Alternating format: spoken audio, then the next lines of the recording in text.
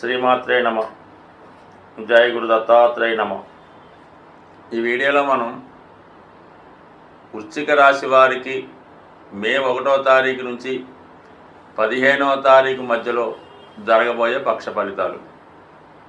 ఏదైనా పక్ష ఫలితాలు పరిశీలించినప్పుడు ముఖ్యంగా వృత్తి సంబంధించిన విషయాలు, ధైర్యానికి సంబంధించినవి, భూములు, స్థిరాస్తులు, ఇవన్నీ కూడా రవి కుజగ్రహాలను బట్టి తెలుసుకోవడం జరుగుతూ ఉంటుంది. ఆర్థిక సంబంధించిన విషయాలు, భార్యాభర్తల మధ్య అనురాగానికి సంబంధించినవి, స్త్రీలతో వ్యవహారాలు, ముఖ్యంగా ఎంటర్టైన్మెంటు, ఇవన్నీ కూడా శుక్రగ్రహాన్ని బట్టి పరిశీలించవలసి ఉంటుంది. విద్యా వ్యాపారం అంతా కూడా బుధుని బట్టి కలిసి ఉంటుంది. ఏదైనా ఏ లగ్నం వారికైనా, ఏ రాశి వారికైనా కుజుడు బలంగా ఉంటేనే వారు వృత్తిలో సక్సెస్ అవ్వడం జరుగుతూ ఉంటుంది. కుజుడు బలంగా లేకపోతే మొత్తం ఎంత కష్టపడినా కూడా సరైనటువంటి అవకాశాలు లేకుండా చివరి నిమిషంలో మిస్ అవుతూ పదే పదే ఎంత ప్రయత్నం చేసినా ఫెయిల్యూర్ ఎదుర్కోవడం జరుగుతూ ఉంటుంది. ఎస్పెషల్లీ వృశ్చిక రాశి వారికి కుజుడు కంపల్సరీగా బలంగా ఉండాలి. అటువంటి కుజుడు ప్రస్తుతం ఈ రాశి వారికి భాగ్యస్థానంలో ఉన్నప్పటికీ కూడా బలహీనుడై ఉన్నాడు అన్నమాట. సో ఆ కారణం వల్ల వీరు చేస్తున్నటువంటి ప్రయత్నాలు చాలా వరకు మిస్ అవ్వడం జరుగుతూ ఉంటుంది.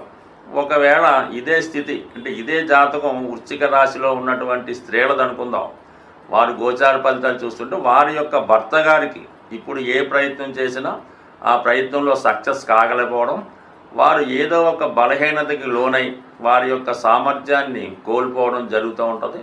అటు భార్య వలన ఇబ్బందులు ఎదుర్కొంటూ ఉంటారు, అటు బయట వారి నుంచి కూడా చికాకులు ఎదుర్కొంటూ ఉంటారు. చాలా వరకు రుణగ్రస్తులై అప్పులు తీర్చలేక ఇబ్బంది పడుతూ ఉంటారు స్త్రీలకైతే. ఇది కుజుడి యొక్క నీచ స్థితి ప్రభావం వల్ల.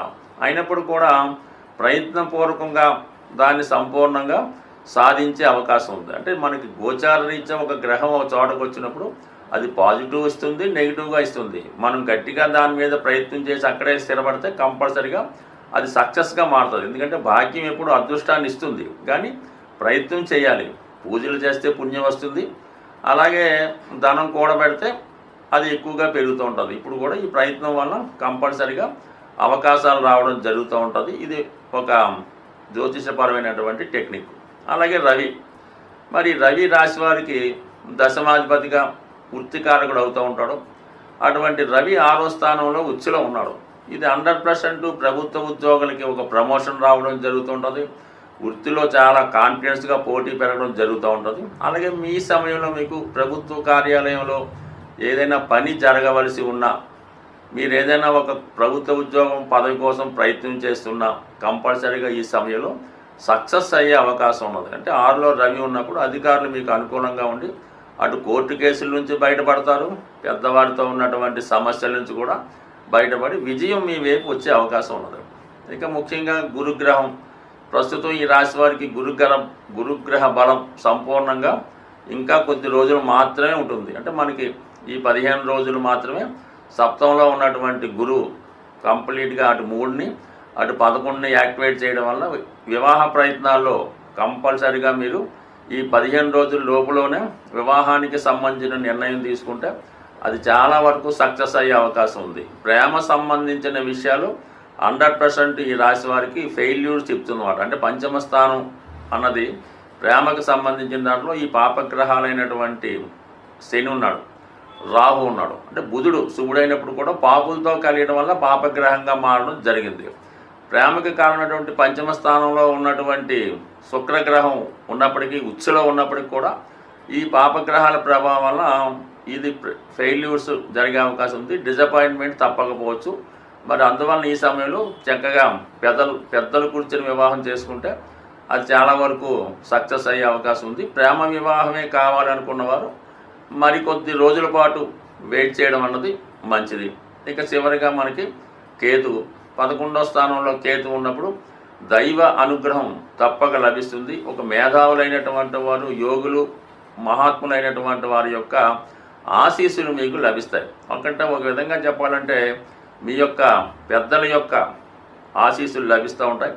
దానికి మీరు కఠోరమైనటువంటి దీక్ష చేయడం వల్ల మీ యొక్క ఆశయం కూడా నెరవేరే అవకాశం ఉంది. సో ఏదైనా ఒక అదృశ్య శక్తి మిమ్మల్ని ఏదో విధంగా మీ యొక్క సక్సెస్కి కారణం అవడం జరుగుతూ ఉంటుంది.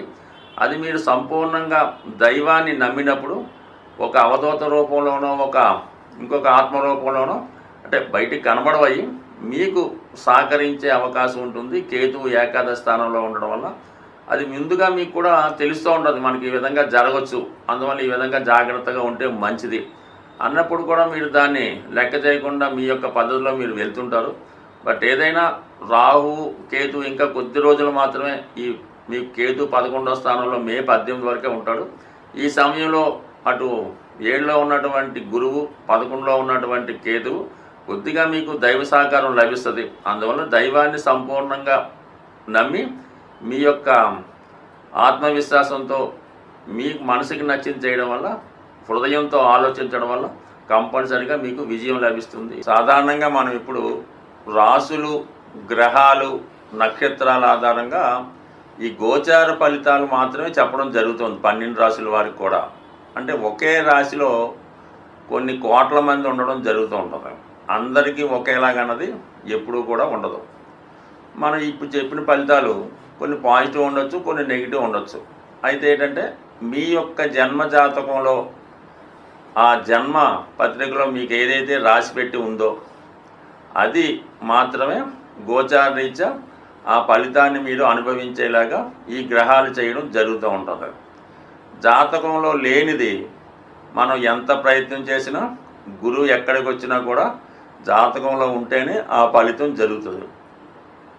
ముఖ్యంగా సంతానం, వివాహం ఈ రెండు కూడా పూర్వజన్మ సుకృతం బట్టి, పూర్వజన్మ ఫలితం బట్టి ఆధారపడి ఉంటుంది. అందువలన గురువు 5లోకి వచ్చాడంటే సంతానం కలుగుతుంది, మీరు చెప్పారు కలగలేదు. సప్తమంలో గురువు వచ్చాడు, వివాహం వద్దన్నారు అవ్వలేదు అంటే కుదరదు. ఎందుకంటే మీ జన్మపత్రికలో మీరు పుట్టినప్పుడు ఆ బ్రహ్మదేవుడు మీ జీవితంలో వివాహం రాసిపెట్టి ఉంటే వివాహం జరుగుతుంది, సంతానం రాసిపెట్టి ఉంటే సంతానం జరుగుతుంది. ఈ రెండు లేకుండా జరగలేదంటే కాదు. అందుకని మీరు మీ యొక్క జాతకాన్ని ఇంకా క్షుణ్ణంగా డీటెయిల్గా తెలుసుకోవాలంటే మీరు మీ యొక్క డేట్ ఆఫ్ బర్త్ టైం ఉంటే మీకు తెలిసినటువంటి జ్యోతిష్కుడు, అంటే ముఖ్యంగా ఎప్పుడూ కూడా మీ కుటుంబం ఒక ఫ్యామిలీ లాగా, ఒక ఫ్యామిలీకి ఎలాగ డాక్టర్ ఉంటాడో ఒక ఫ్యామిలీ జ్యోతిష్కుడు ఉంటే వారి దగ్గర చూపించుకుంటే మీకు ఇంకా మంచి ఫలితాలు క్లారిటీగా రావడం జరుగుతూ ఉంటుంది. అంటే మీ యొక్క జన్మజాతకం కేవలం మీ బట్టే కాకుండా మీ భార్య, మీ తల్లిదండ్రులు, మీ తోడబుట్టినవారు, మీ యొక్క సంతానాన్ని బట్టి కూడా మీ జాతకంలో ఉన్నటువంటి గ్రహస్థితులు అప్పటికప్పుడు కొన్ని ప్లస్ మైనస్ కూడా ఇస్తుంటాయి. కాబట్టి మీ యొక్క జన్మజాతకాన్ని పూర్తిగా తెలుసున్న మంచి జ్యోతిష్కుడి దగ్గర చూపించుకొని ఆ విధంగా మీరు ఫలితాన్ని తెలుసుకుంటే మీ జీవితంలో ఉన్నటువంటి సమస్యలు పరిష్కారం అయ్యే అవకాశం ఉన్నది. సో అలాగే ఏదన్నా జాతకంలో బలం పెరగాలంటే పుణ్య కార్యక్రమాల ద్వారా దైవ బలం పెంచుకునే అవకాశం ఉంది. అంటే ఎవరు ఎక్కువగా మనం దానం చేయడం వల్ల, ఇతరులకి సహాయం చేయడం వల్ల, వృద్ధులకి సహాయపడడం వల్ల మీ యొక్క పుణ్యఫలం పెరుగుతుంది. అంటే ఏదైనా అష్టమం అన్నది మన కష్టాలకు కారణమవుతుంది. మనం చేసే ధర్మాల ద్వారా, డొనేషన్స్ ద్వారా కంపల్సరీగా మీ యొక్క అదృష్టం పెరుగుతూ ఉంటుంది. ధర్మం అది చేసేటప్పుడు కూడా అది ఊరిగా పెద్దగా మనం ఈ పేరు చెప్పుకొని పబ్లిక్గా ఇంత దానం చేసాం, ఈ పలానా గుడిలో ఒకసారి ఏం చేస్తుంటారంటే ఏదో ఫ్యాన్ ఒకటి వేస్తుంటారు, దానిపైన పలానా వాడు ధర్మం అని రాస్తారు, అంటే డొనేషన్ అని రాస్తారు. అలా చేయడం వల్ల ఇంకా ఎక్కువ పాపం కలిగే అవకాశం ఉంది. భగవంతుడు మనకి ఇచ్చాడు, భగవంతుడే మన ద్వారా చేయించుకుంటాడు, కానీ మనం భగవంతుడికి ఇవ్వడం అనేది ఎక్కడన్నా ఆశ్చర్యపదం. కాబట్టి అటువంటి ప్రయత్నాలు చేయకుండా సాధ్యమైనంత వరకు మీ యొక్క తాహతను బట్టి, మీ యొక్క స్థాయిని బట్టి కూడా ధర్మం చేయవలసి ఉంటుంది. లేనివాడు ₹1 ధర్మం చేసినా అది అతడి ఖాతాలో ధర్మ ఫలితం కలుగుతుంది.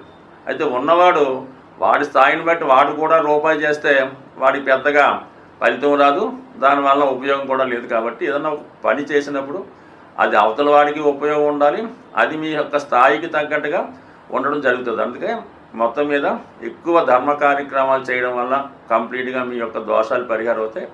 అలాగే మూగజీవులకు కూడా సాధ్యమైనంత వరకు సేవ చేయడం అన్నది మంచిది. స్వస్తి.